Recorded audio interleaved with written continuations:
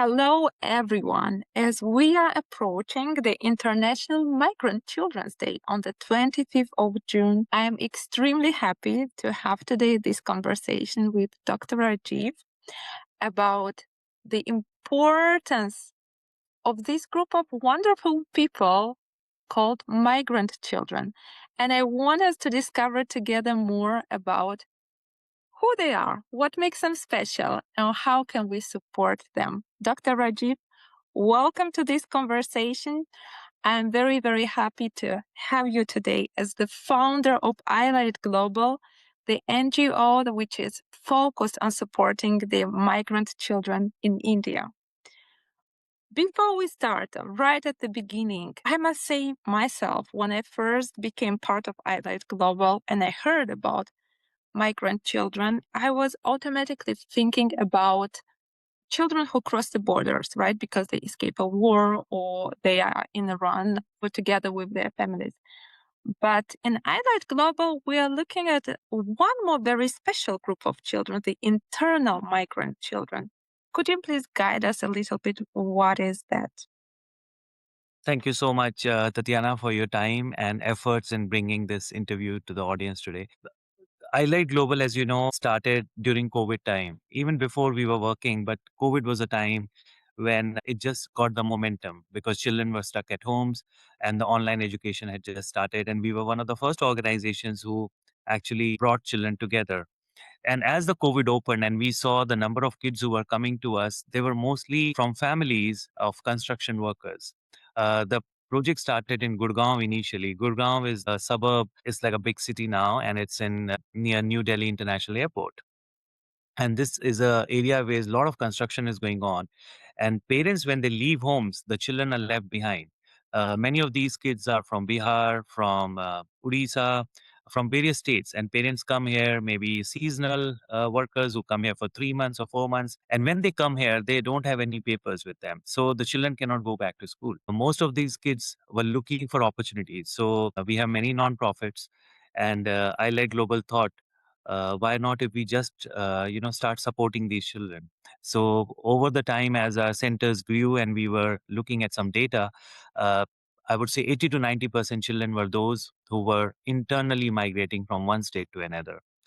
And then we started thinking, well, there's a big number and we need to give a voice to these children. The work has been done in India for many years. Many nonprofits have been working with these children. But I think coining the term just makes it more focused and it draws attention easily, especially if you're working with vulnerable children and you are trying to be, at the policy level, thinking bigger rather than just supporting 20 children in one place. You want the advocacy to grow. Of So course, of course. Highlight Global Migrant Children Day is one of the reasons we celebrated. From last 4 years, we have been celebrating. In the first year, we only had like maybe 100 to 200 children, and now we have grown to more than 1,000. So it takes time. Everything takes time. I think it is truly inspiring how it started with one place, one branch, and it keeps growing, right? Because this process we can see in all the different regions of India. But do you have some data of how big of an issue it is in India? Do we have a number we can attach to? Very good question. When we look at the data reports are so scattered. Sometimes the data will come from a state, right? One particular state has a data, but we don't see a full number. Then I thought, okay, let me look at the WHO and UNICEF data, right, from the whole world. That data is also scattered. Also, you'll be surprised the migrant children term as such is very vague because sometimes it is mixed with migrant families. So if you look at days dedicated to children, you'll find uh, Migrant Day, but you won't find Migrant Children Day. And that makes it so difficult. Rough figure, I just tell you from Google or whatever, right, is like maybe 100 million internal migrants. And I'm not sure whether how accurate that number is. Yeah, but just to put a number, I can say to the audience, right, it's a huge number. Those who live in India, they know they have seen children everywhere. They see children across the streets, around trees, laborers going and the children just following them or sitting in their homes. And everybody, I think, each and every individual really wants to help them. I've never had any experience where we saw any kind of a resistance or difficulty. Every community worker, every person, I travel globally. I've done poster presentations, conferences. There's a huge support, and people really want to support. It's just like sometimes you have to just come under an umbrella and just keep working towards it. This number which you call out, 100 million, is very difficult to imagine even, right? So That's the families. That's the 100 million families. So imagine the children would be even more than that. absolutely. And I'm thinking, as you mentioned, right, we are mostly talking about migrants as a whole, right? Very rarely we focus on the children specific. So what are the major risks that children are facing being in this status of a migrant? Huge amount of risk, right? So from common knowledge, we all know that there is no shelter for them, right? So the chances of abuse grow, right? The chances of accidents grow, right? But if you look at like broad categories under which we are supporting children is education, some nutrition and health issues, right? And mental health. So education is primary education. Most of the children are 5 to 15 years old. They come to our centers. The model is we find volunteers in the society. They are those people who have agreed to spend 1 or 2 hours every day in a non-formal way with these children. So our centers, out of 20 centers we have, maybe 10 to 15 are in the houses. Some are in the community temples, or we have also have some rented accommodation where the schools are run. When we have a more senior volunteer like Mrs. Manju Kharbanda, she's our head and director in India, and under her, she started a branch which is called Divinity Branch, and she has more than 40 students there. And I think, Tatiana, you had a chance to visit that, right? What was your experience? Yes, I had the honor, I would say, of visiting because this year in March, I first could see all the different branches in Himachal Pradesh. So six of them, places where people absolutely open the doors of their houses and let children come and learn and just enjoy the community feeling, or just simply enjoy having a fruit shared together. So it was very inspiring to see how close these communities grow due to our volunteers. And then I was able to meet Miss Manju in Gurgaon.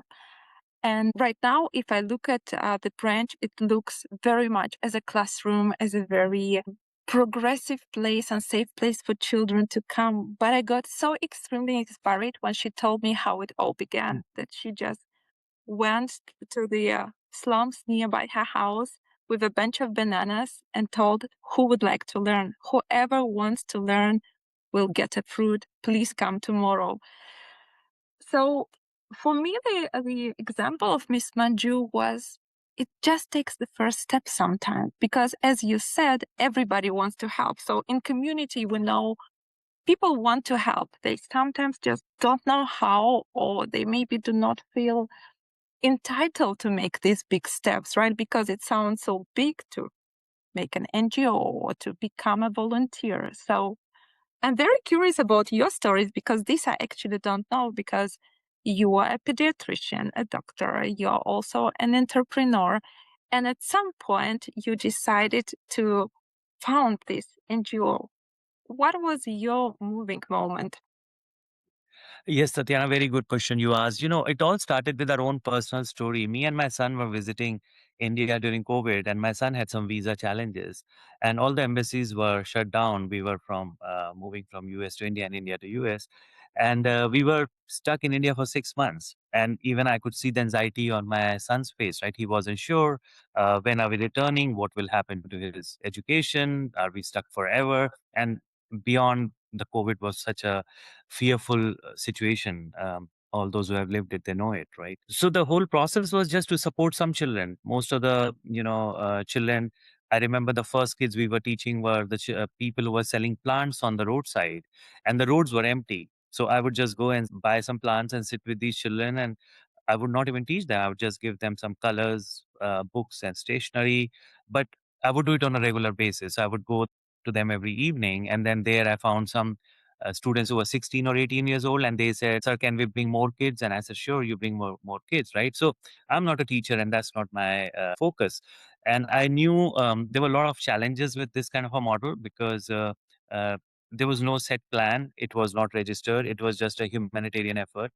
And during the COVID, me and my son had gone to Himachal Pradesh, and where we met this lovely lady. Her name is Rekha, and she became our first volunteer because we gave her small, very little amount, maybe 500 rupees.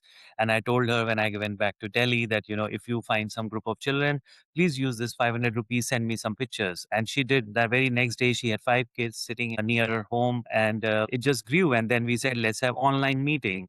So in the morning, we would start like something very fun, like start a YouTube video on geography, show children on, I think there will be like 15 to 30 children who would join on online meetings, and we'll start showing them America, Australia, New Zealand, right? So these kids who had never seen these countries, they did not even know the words.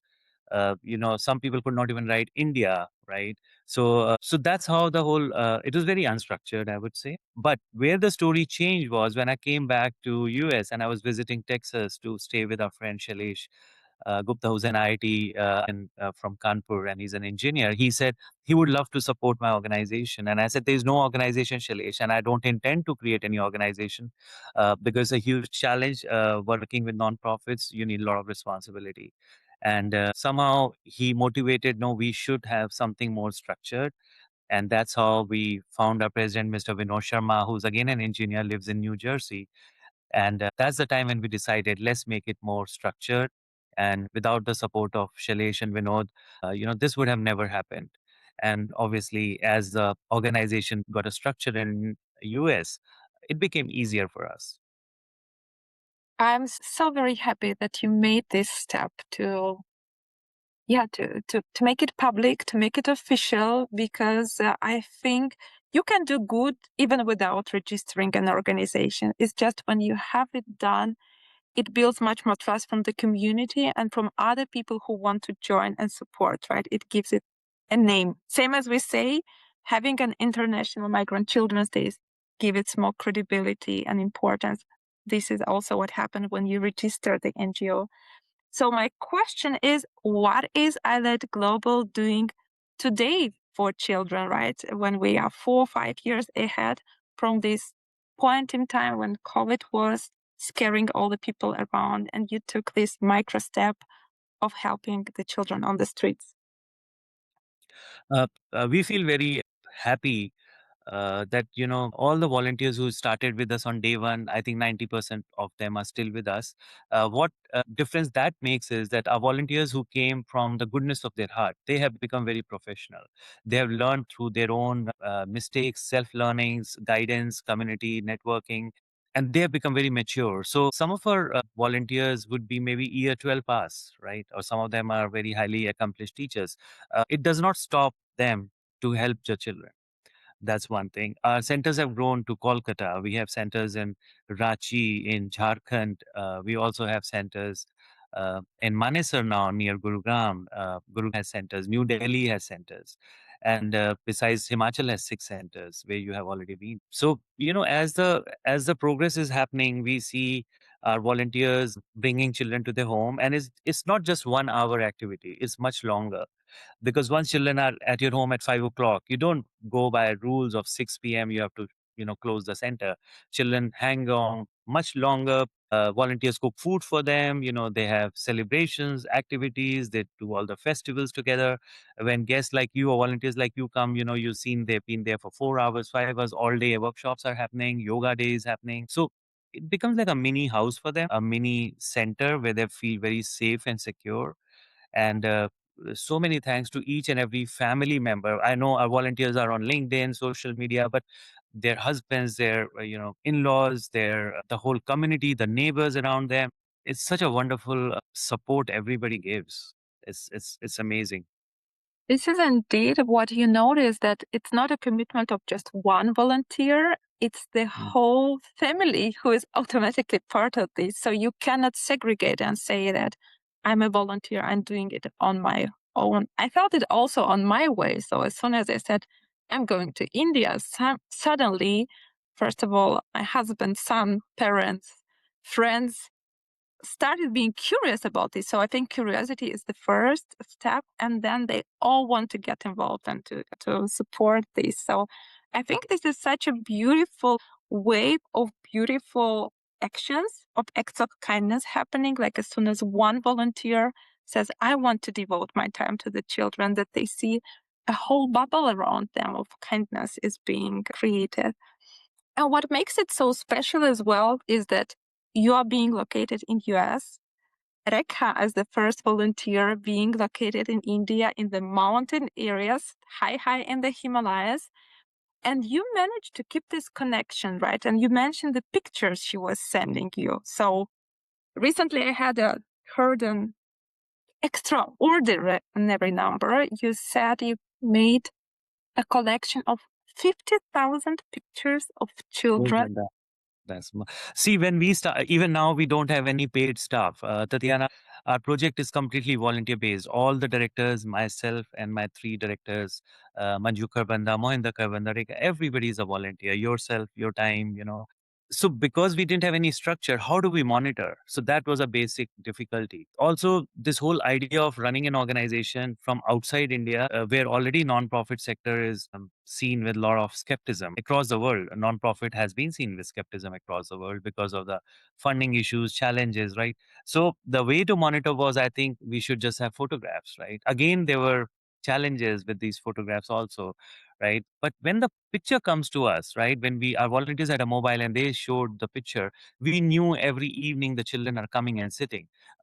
Our focus was more on the children coming in the earlier stages, and as we have grown, now it is about the quality of education.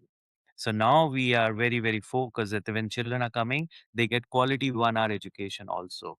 In the beginning, it was more like to get them together, right? And then we'll figure out how the teacher can be trained, how more volunteers can be brought in. So everything started in a very unstructured manner, and we didn't have funds. The only funds we had were the family, friends, the donors who have been supporting us. Just to let you know, Mr. Mohinder Kharbanda, who is in Gurgaon, he does a computer class every Sunday, and Mm. all the laptops and computers he's taking have been donated by residents of Ridgewood Society. So, that makes a big thing. Many times Shailesh has been sending socks from America, like from Amazon, and this will go.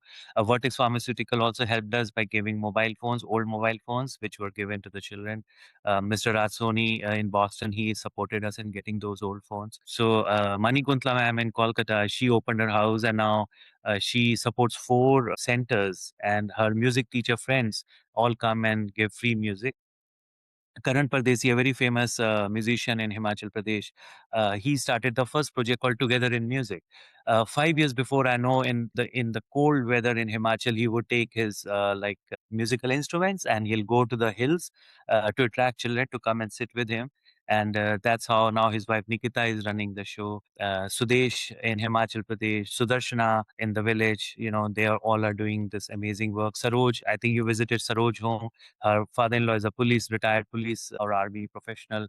They are supporting it. In When I went to Ranchi, Dr. Rajiv Ranjan and Dr. Sonal Ilwadi, they're gynecologists and surgeons. They opened their hospital. They gave me a room in their own hospital building, and now they have provided another residential place where 15 to 20 children come every day in Ranchi in Jharkhand. I went to another remote tribal area of Ranchi in Jharkhand, and there I met a lady called Sandhya, and now she's teaching 20 children over there.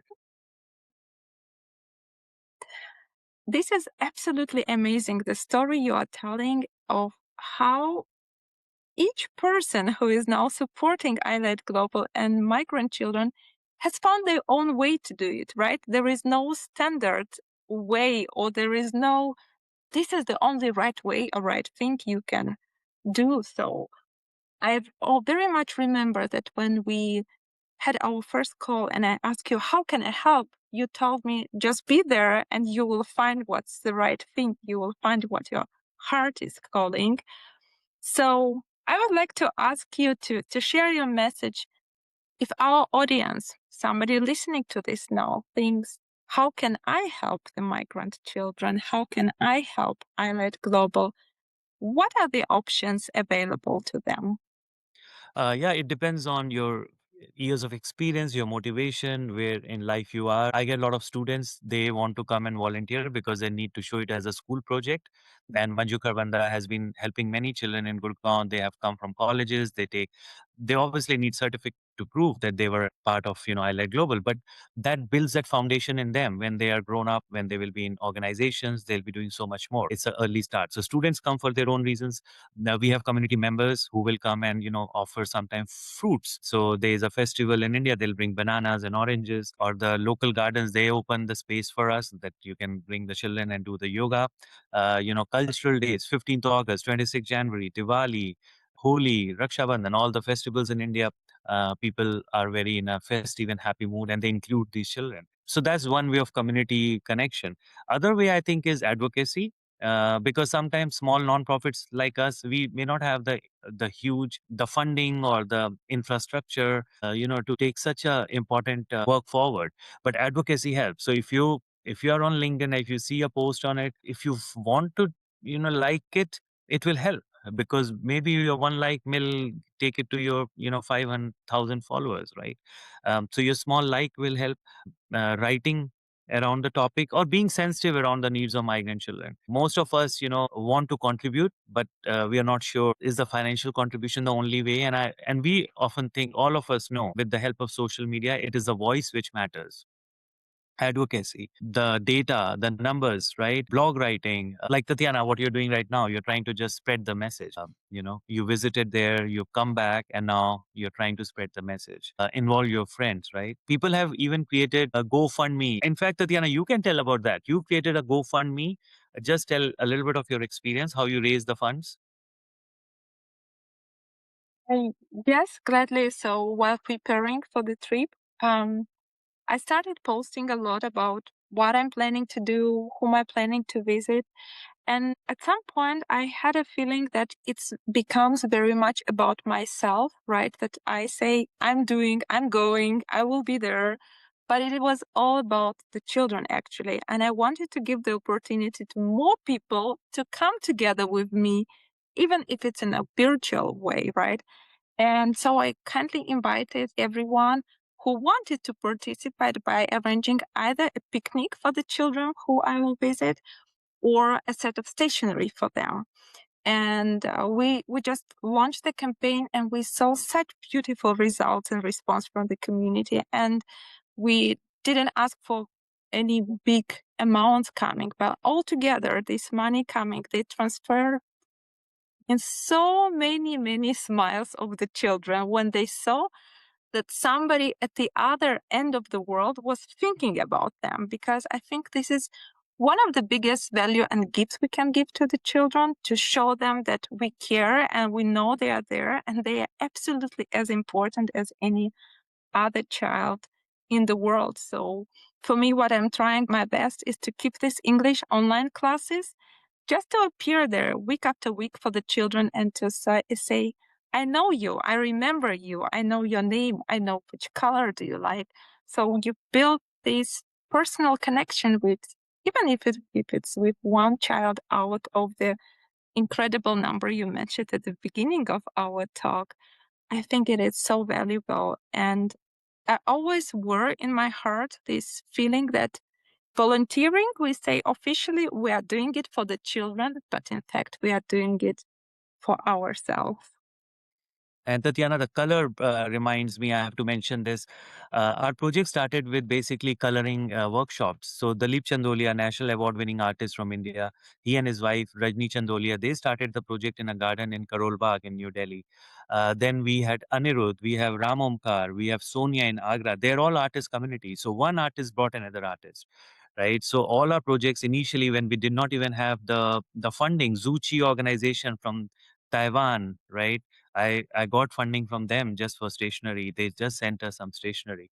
So the project has been supported in multiple ways. I was talking about mental well-being and art, music, creativity. This all brings a lot of mental well-being, right? So our projects are non-formal education, supporting mental well-being, provide them nutrition, We have had some children who were deaf, and we were able to provide them with the hearing machines. Manjukar has done eye camps in Gurgaon, Mohinder Kharbanda, Manjukar Banda. They have done eye camps. We have Radha Mohan Foundation, which is helping us. Ashok Sharma ji in New Delhi sponsors one of the rented accommodation we have, and Radha Mohan Foundation has been amazing. They did an art show. They raised funds for us. So there's so many good things which have come out of this. Doctors have been writing, Abhiram, Dr. Vishal. They have been writing abstracts and conferences so that the migrant children right reaches out to more people. There's so much which is to be told. The stories are many. It seems like there is no limit to creativity, what can be done. There is no right or wrong way. I hope that with this conversation today, we reach several goals. One is that more people got just simply to know and have a feeling of what a migrant child is, what are the struggles they are going through, and what can every of us do through the simple personal act of kindness or via joining an organization as IRAT Global. Again, in so many forms, so there is no strict rules to follow. So I will kindly invite everybody who heard today this interview and feels curious or wants to learn more to reach directly either to myself or to Dr. Rajiv and just start a conversation and let's help the children together.